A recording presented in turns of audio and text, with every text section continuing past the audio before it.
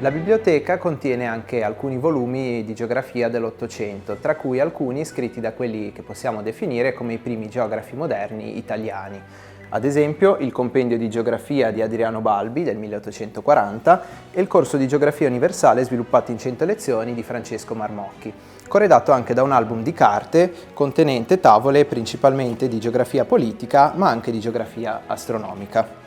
Qui a fianco abbiamo invece uno dei 7 volumi della Terra di Giovanni Marinelli, dedicati ai continenti. Questo che vediamo ad esempio è quello dedicato all'Europa.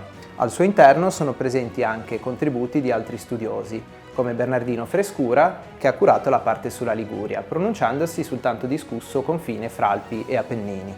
Marinelli fu uno dei primi docenti universitari di geografia in Italia, all'Università di Padova, e fu anche maestro del noto irredentista trentino Cesare Battisti, autore degli scritti geografici, anch'essi qui conservati. Molto interessanti anche i 18 volumi della Nouvelle Géographie Universelle di Élisée Reclus, una delle più grandi opere geografiche mai scritte, anche se in alcune parti risente del determinismo ambientale, secondo il quale la configurazione del territorio influenza profondamente l'organizzazione delle attività umane.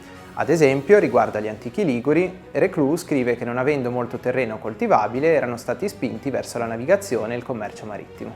La biblioteca conserva libri ancora più antichi, tra cui studi 6-700eschi, tutti pubblicati a Napoli presso Giuseppe Raimondi, che illustrano l'attività eruttiva del Vesuvio nel corso dell'età moderna.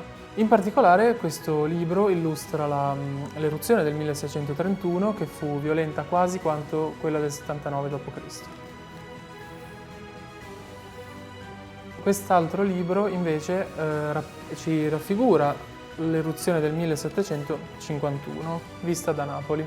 Probabilmente i libri vengono da mercati di antiquariato o da un lascito, poiché non presentano il timbro della biblioteca dei Gesuiti, ma soltanto quello del gabinetto di geografia di fine Ottocento. La collezione comprende anche alcuni portolani dell'Ottocento, ovvero i testi che servivano ai naviganti per avere informazioni riguardo alla sicurezza della navigazione, come ad esempio la profondità dei fondali e le principali correnti. Questo ad esempio è un portolano dell'anno 1800 realizzato a Marsiglia dal capitano di vascello Jean-Joseph Alessard, con i principali porti del Mediterraneo. Gli unici porti liguri sono quelli di Genova, La Spezia e Nizza, che all'epoca era ritenuta geograficamente ancora ligure.